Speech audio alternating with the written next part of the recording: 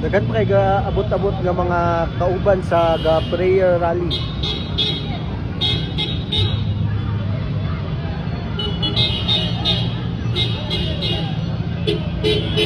Tanan ni gasuporta sila para kang former President Rodrigo Roa Duterte.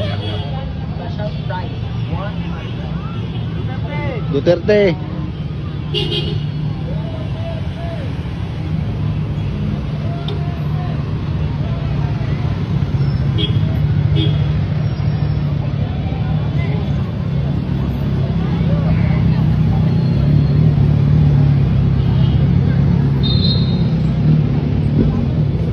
Grabe kadaghan ang pagahigugma sa atuang palangga nga former President Rodrigo Roa Duterte.